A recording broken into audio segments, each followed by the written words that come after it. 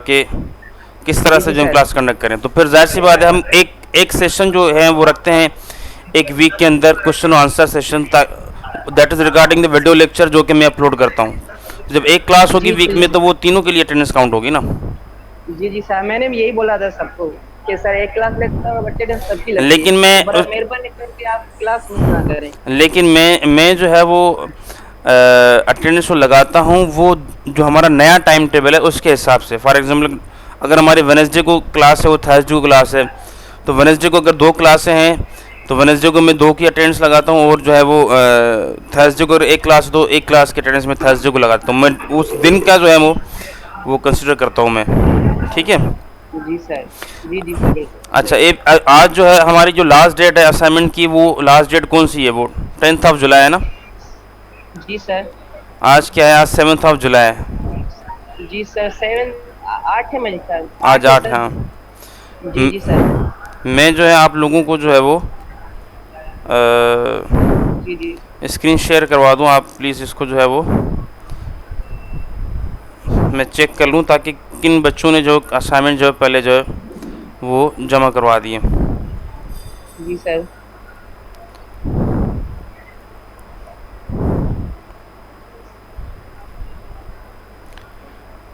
अभी तकरीबन 85 जो है वो स्टूडेंट्स हैं जिन्होंने जो है असाइनमेंट अपडेट जो है वो अपलोड कर दिए। ठीक है। जी सर। 85 जी स्टूडेंट्स ने। सर। अलबत्ता जी, जी। जितने भी आप लोग बच्चे हैं, आपके पास जो है वो अभी भी ऑप्शन है, क्योंकि डेडलाइन जो है वो 10th ऑफ जुलाई है।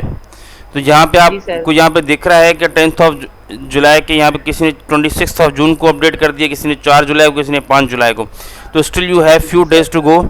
आप उनमें जो है जी वो सर। इस जो है वो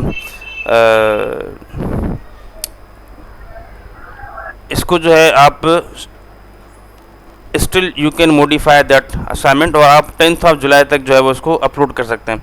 जैसे ही आप अपलोड करोगे तो मेरे पास उसकी डेट भी आ जाएगी। तो अगर कोई जो है स्टूडेंट 10th ऑफ जुलाई के बाद की असाइनमेंट अपलोड करता है तो वो मैं कंसीडर नहीं करूँगा।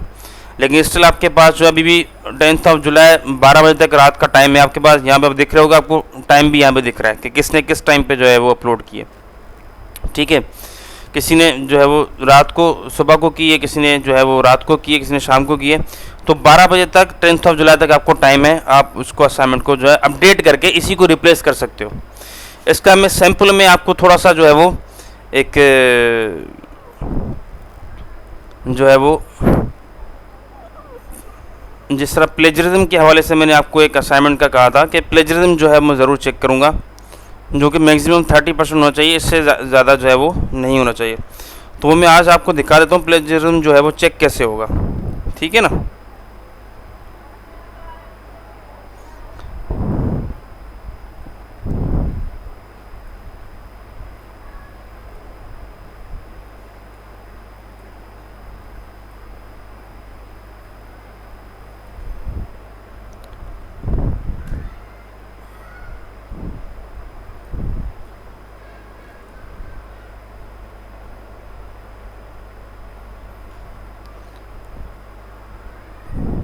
मैं इसको अब्दुल्रज़ाक, एक मिनट, मैं जो है थोड़ा सा इसका प्लेजरिज्म के हवाले से जो है वो आपको शो करवा दूँ, फिर आप जो मैं आपको अनम्यूट कर दूँगा।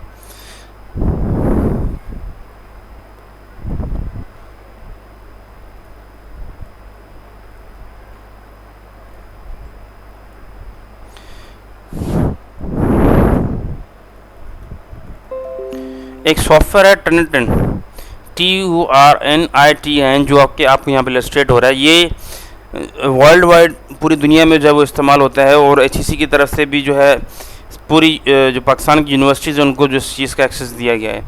तो ये सॉफ्टवेयर जो है प्लेजरिज्म जो है वो चेक करने में जो है वो हमारे काम आता है।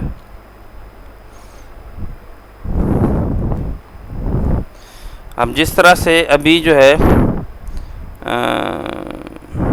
एक असाइनमेंट है जो कि आपके किसी एक क्लास ने जो है वो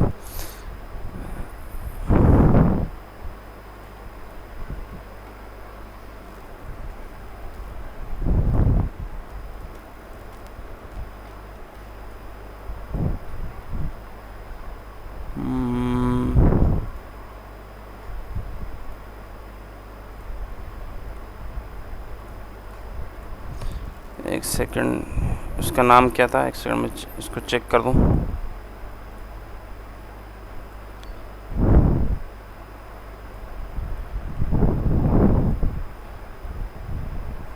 टू डेस्कटॉप,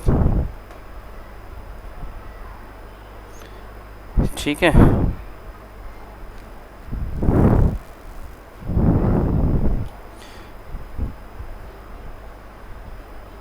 अब ये जो है वो स्टूडेंट है जिन्होंने सना करीम रोल नंबर 97, उन्होंने जो है वो ये असाइनमेंट जो है वो अपलोड किया, ठीक है।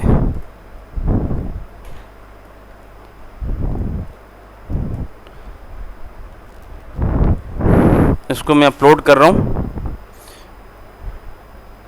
इस सॉफ्टवेयर में। अब ये वेब बेस्ड जो है वो उसका इंटरफेस है, लेकिन बैकग्राउंड में इनका जो है वो रेफरेंस इंजन है, वेब क्रॉलर्स का जो है पूरा कॉम्बिनेशन है, जिसके थ्रू पूरे इंटरनेट से ये सर्च करते हैं।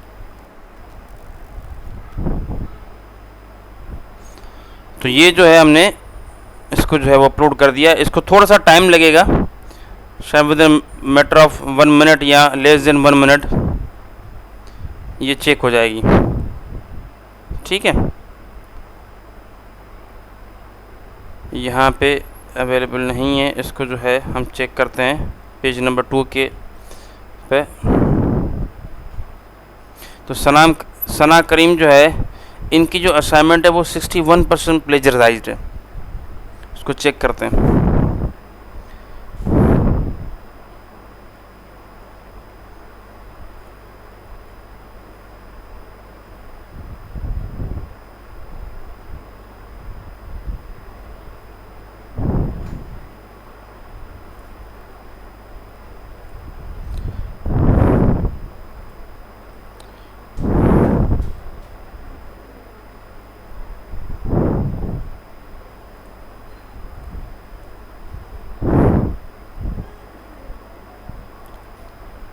अब ये जो है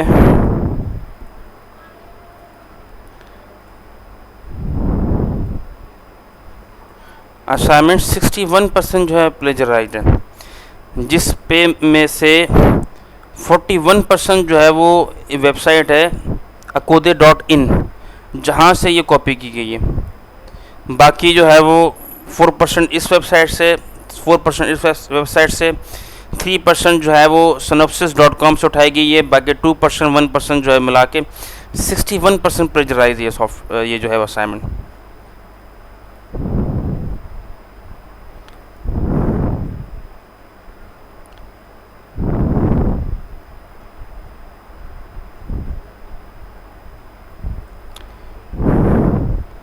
जिस तरह देख रहे हैं waterfall model consider the traditional method, इसमें ये वहाँ से एज इट इज़ जो है वो कंटेंट उठाया गया है।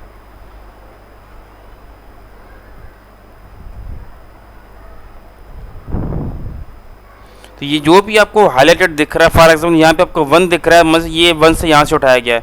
ये 9 दिख रहा है, मीन्स आपको ये 9 से उठाया गया है। तो मैंने आपको जो है वो मना नहीं किया कि आप इंटरनेट से कंटेंट ना उठाओ, लेकिन मैंने आपको मैक्सिमम लिमिट आपको दे दी है कि यहाँ पे 30% से ज़्यादा नहीं होना चाहिए। जो इंटरनेशनल जो है वो स्टैंडर्ड है वो है कि 18 to 20% maximum.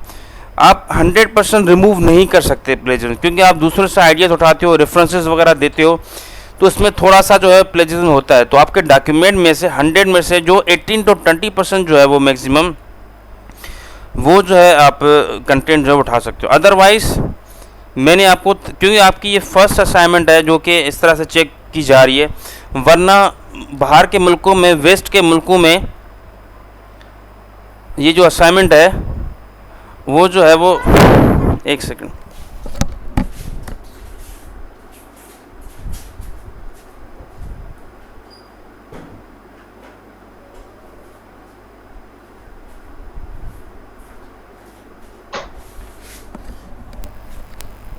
Sorry guys, drawback of online classes. बाकी जो वेस्ट में जो असाइनमेंट्स है, स्कूल की जो असाइनमेंट्स है, वो भी जो चेक की जाती हैं, ठीक है। तो इसका जो है वो आपको दिखाया गया है एंड में, इस रिपोर्ट में 61% आपका आ रहा है यहाँ पे, ठीक है। तो मेक श्योर कि आप इंटरनेट से कंटेंट जो है कम से कम जो है as it is copy paste करें। I am not stopping you from getting the ideas, लेकिन आप इंटरनेट से कंटेंट डायरेक्ट जो कॉपी पेस्ट हो प्लीज़ जो है वो कम से कम करें। इसलिए मैंने अगर आपको 20 पेजेस की असाइनमेंट दी है, मीन्स 30% आप प्लेजराइज कर सकते हो। 20 का अगर आप 30% भी निकालो तो अराउंड 6 to 7 पेजेस होता है। तो मतलब 6 से 7 पेजेस में आपको अलग कर रहा हूँ कि हाँ ठीक है यार as it is copy paste हो, कोई इशू नहीं है। लेकिन 61% का मतलब ये है कि यानी कि 20 पेजेस में से 11 के करीब या 11 से ज़्यादा पेजेस इतने हैं जो कि इंटरनेट से डायरेक्ट कॉपी पेस्टेड है जो कंटेंट है। तो प्लीज़ डोंट डू दैट, इसको मिनिमाइज़ करें। और आपको आइडिया हो जाता है कि आपका जो है वो हर किसी को सॉफ्टवेयर का एक्सेस नहीं होता, तो आपको आइडिया हो जाता है कि मैंने कितना कंटेंट उठाया है डायरेक्ट इंटरनेट से। ठीक है, so try to minimise that and uploaded by 10th July. मैंने आपको अनम्यूट का जो राइट्स दे दिए, अगर आपको कोई क्वेश्चन है तो आप पूछ सकते हो।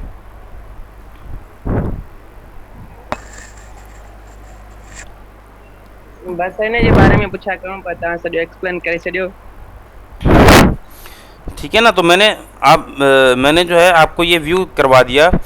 इसके थ्रू मेरी कर सकते हैं सर?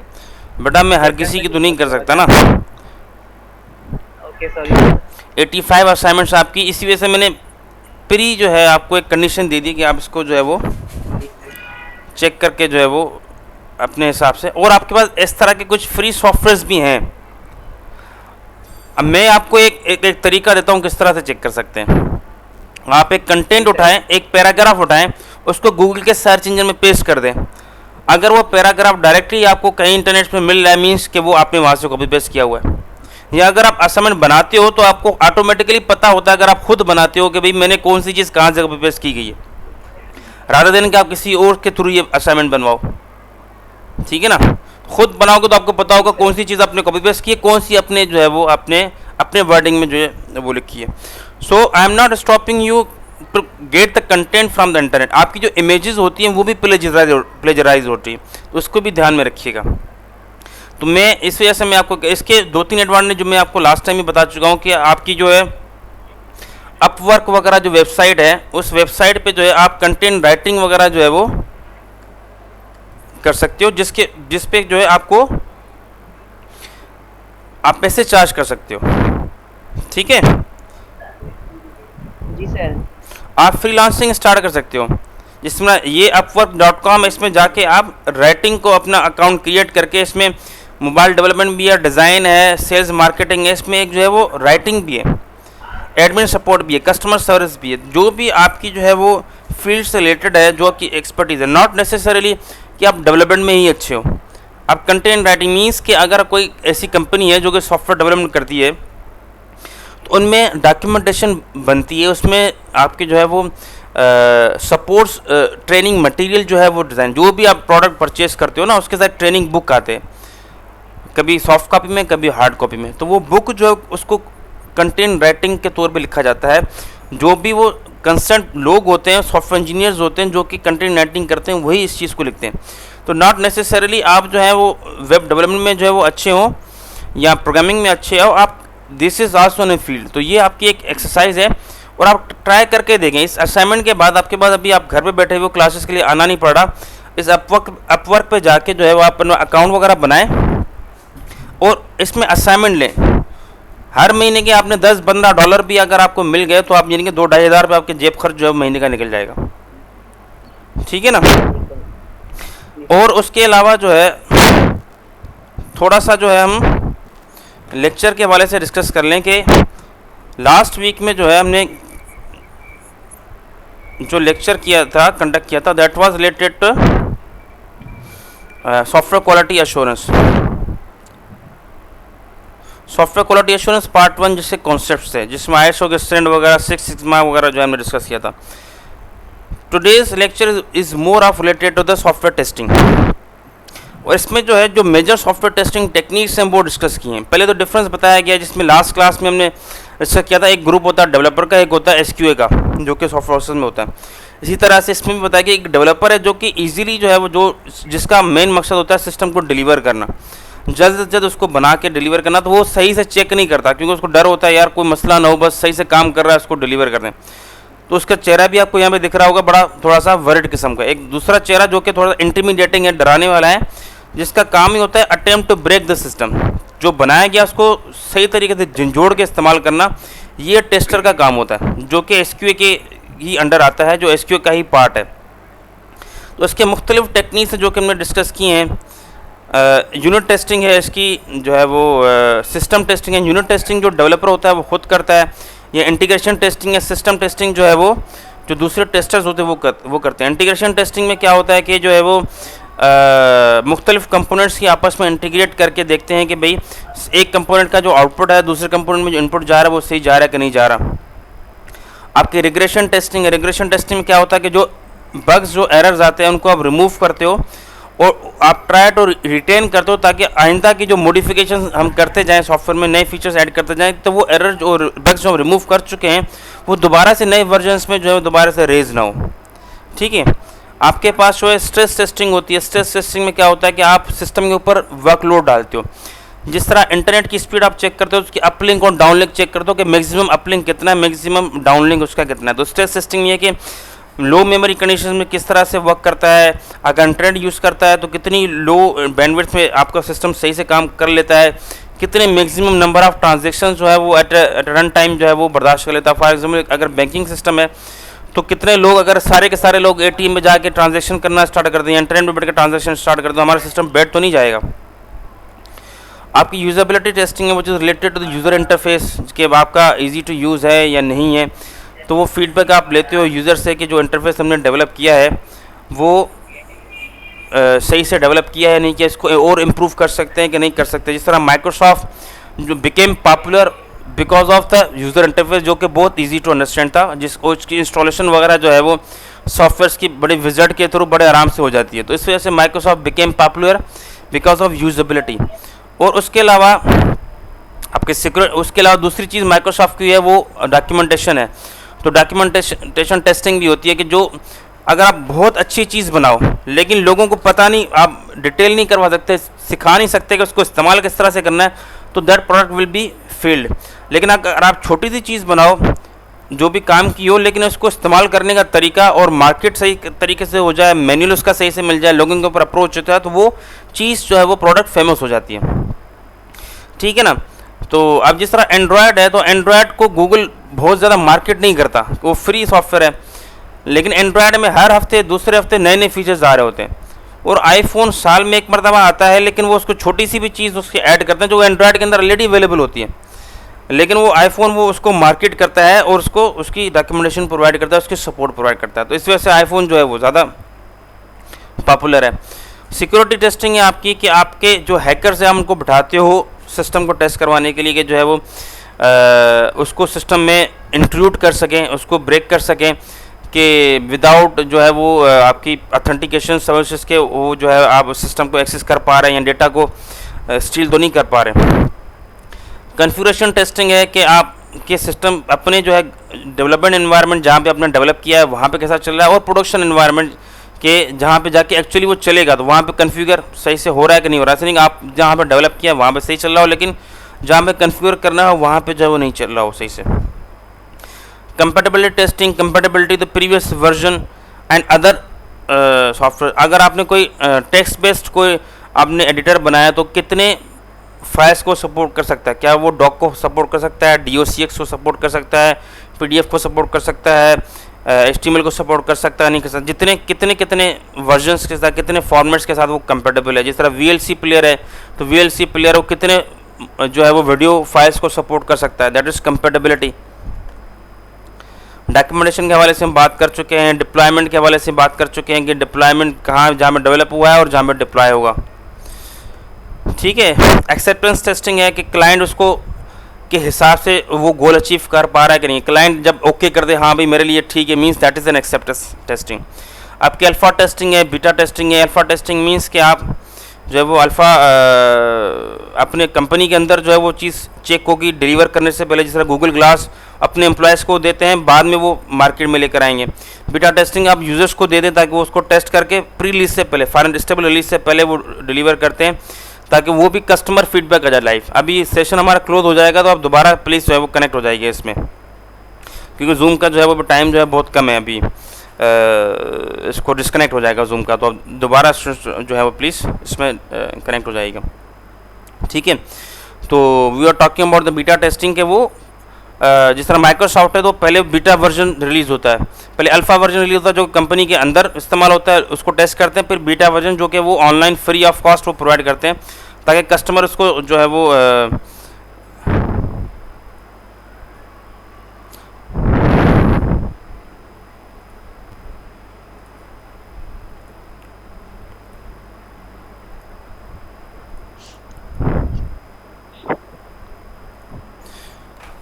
ठीक है। तो एक्सेप्टेंस टेस्टिंग के हवाले से होगी। सेफ्टी क्रिटिकल सिस्टम्स जो हैं, सेफ्टी क्रिटिकल सिस्टम्स जो हैं वो आ जाते हैं। सेफ्टी क्रिटिकल सिस्टम्स जो हैं वो इस तरह के टूल्स, इस तरह के सॉफ्टवेयर जो कि क्रिटिकल सिस्टम्स में इस्तेमाल होते हैं। फॉर एग्जांपल ड्रोन्स वगैरह में जो कि सॉफ्टवेयर इस्तेमाल होते हैं, आपके जो एरोप्लेन्स के अंदर इस्तेमाल होते हैं, जिसमें मुख्तलिफ़ किस्म के सेंसर्स लगे होते हैं, उसके साथ वो डेटा कलेक्ट करके एग्रीगेट रिजल्ट निकाल के देते हैं। फॉर एग्जांपल कितने फीट पे जो है जहाज़ अभी फ्लाई कर रहा है, बाहर टेम्परेचर कितना है, बाहर एयर प्रेशर कितना है, ताकि उस हिसाब से अंदर जो है प्रेशर कितना मेंटेन रखना है। तो वो क्रिटिकल सिस्टम्स होते हैं क्योंकि उनके ऊपर लाइफ जो है वो मैटर करती है, तो उनको ज़्यादा तरीके से टेस्ट किया जाता है। तो टेस्ट करने के बाद ही जो है वो उनको एम्बेड किया जाता है, इस्तेमाल के लिए जो है वो लाया जाता है। तो वो टेस्टिंग जो है वो दैट इज़ सॉफ्टवेयर टेस्टिंग, जो कि एसक्यू का पार्ट है। तो क्रिटिकल सिस्टम में टेस्टिंग बहुत ज़्यादा रिग्रेसिव होती है ताकि उसको कम्प्लीटली सेटिस्फाई हो जाए, फिर जो है वो उसको डिप्लॉय किया जाए सिस्टम्स के ऊपर।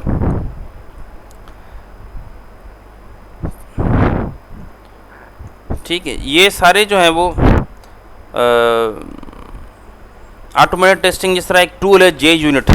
तो जे यूनिट जो है वो जावा का टूल है जिसके थ्रू आप टेस्टिंग वगैरह परफॉर्म कर सकते हो। यूनिट टेस्टिंग के वाले से आपको यहाँ पे दिख भी रहा होगा, JUnit is a unit testing framework for the Java programming language. JUnit has been important in the development of test driven development and is one of family of unit testing frameworks. तो जो slides मैंने आपको दिखाया है, ये unit testing जो आपको दिख रही है, तो यूनिट टेस्टिंग जो अक्सर सॉफ्टवेयर इंजीनियर खुद ही जो है वो परफॉर्म करता है। और अगर आप जावा वगैरह पे इस्तेमाल कर रहे हो तो वो आप जे यूनिट का जो सॉफ्टवेयर है वो इस्तेमाल करते हो ताकि उसकी टेस्टिंग जो है वो आप कर सको यूनिट लेवल पे। इस तरह के आपके जो सेलेनियम वगैरह है,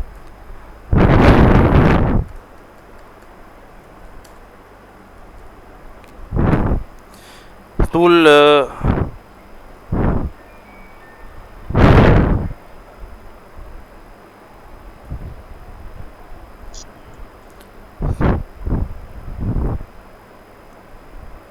ठीक है, सेलेनियम का भी टूल जो है वो अवेलेबल है यहाँ पे।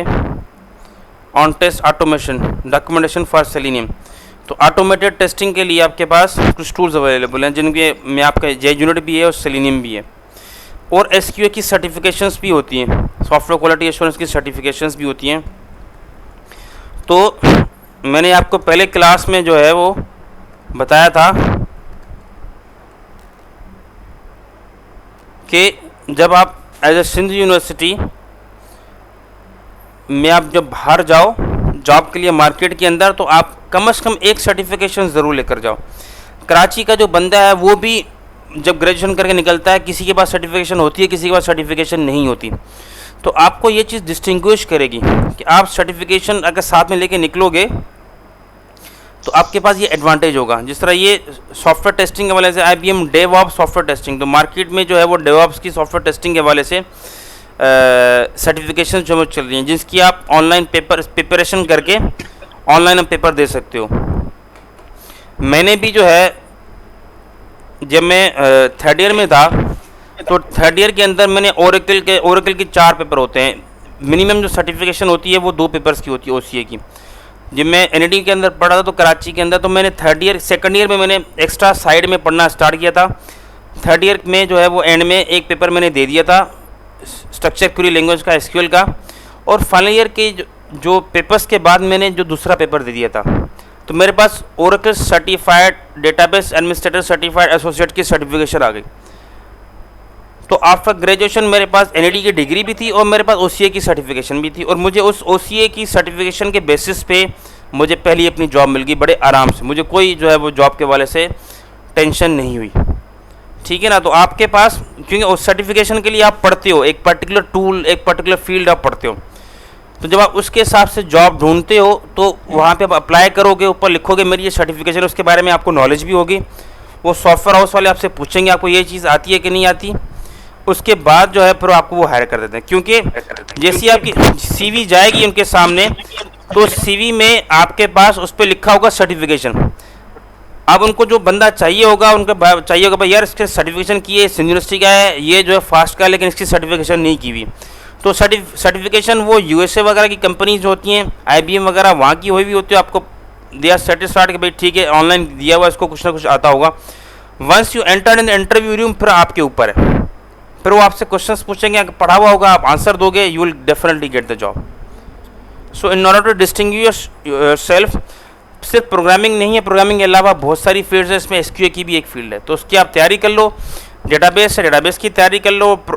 .NET की सर्टिफिकेशन निकालनी है, नेटवर्किंग की सर्टिफिकेशन निकालनी है, तो उसकी सर्टिफिकेशन निकाल लो।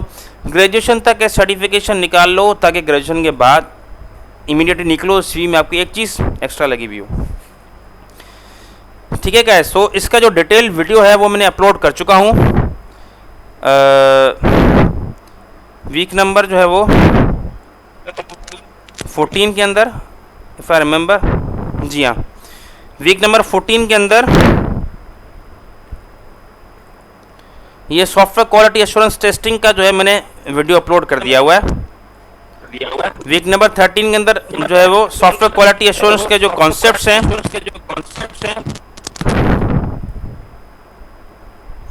उसको जो है वो मैंने वीडियो बना के अपलोड किया हुआ है। और वीक नंबर 14 के अंदर सॉफ्टवेयर टेस्टिंग का जो है मैंने अपलोड किया हुआ है यहाँ पे,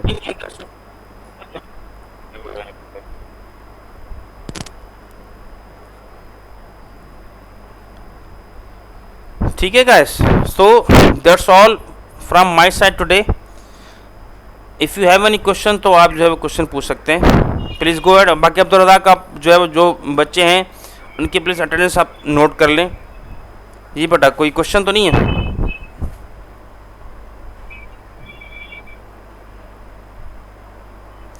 मैंने आपको जो है वो राइट्स दे दी हैं अपने आप को अनम्यूट करने के लिए, तो अगर आपको कोई क्वेश्चन है तो आप अपने आप को अनम्यूट करके जो है वो पूछ सकते हैं, नहीं तो अदरवाइज़ आप चैट में भी जो है वो पूछ सकते हैं कोई क्वेश्चन हो। अदरवाइज़ हम क्लास को जो है वो यहाँ पे एंड करें।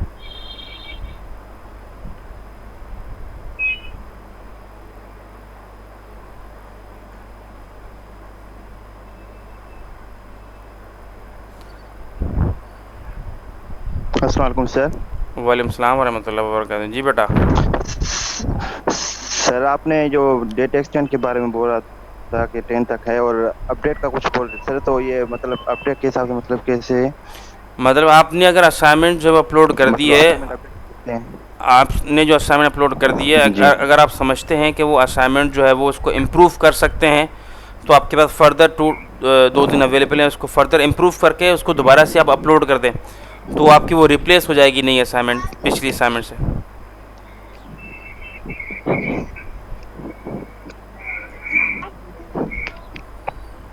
ठीक है ना बेटा, क्लियर है?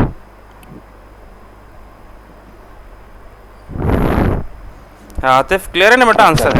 हाँ सर, ऐसे ही ना मतलब रात को डेट हो मतलब सही है सर। सर रात को मतलब डेट मतलब फिनिश हुई तो हमने जल्दी में बनाई थी। हाँ, उसको आप थोड़ा सा इम्प्रूव करके, आपके पास 2 दिन है, उसको इम्प्रूव करके आप फर्दर अपलोड कर दें। ठीक है सर, थैंक यू। हाँ, दोबारा आप अपलोड कर सकते हो बेटा असाइनमेंट।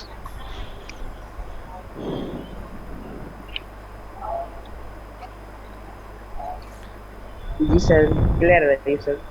ठीक है, मैं असाइनमेंट चेक करूँगा जब 10 जुलाई आपकी डेडलाइन पूरी हो जाएगी, तो मैं आप सबकी असाइनमेंट बैठ के जो है वो एक की प्लेजरिज्म चेक करने के बाद जो है फिर मैं आपको जो है वो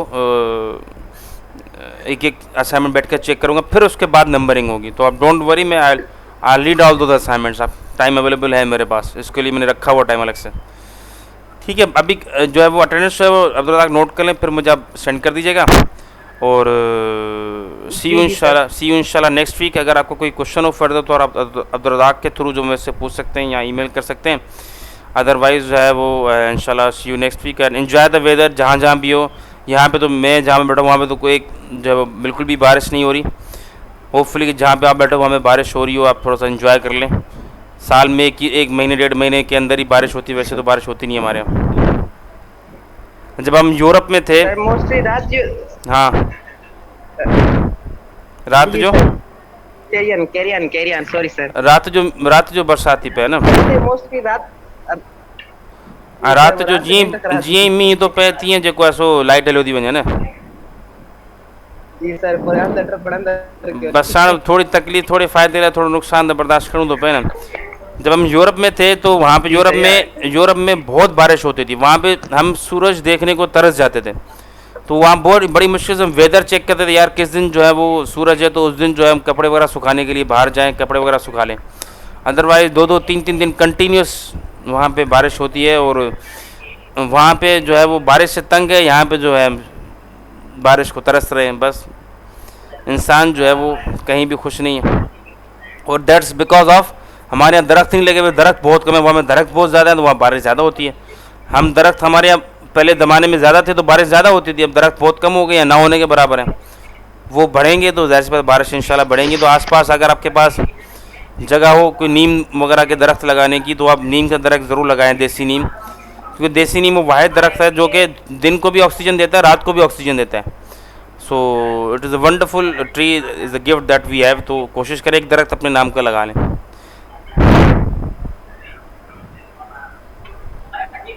बेटा बख्तावर कोई बात करें।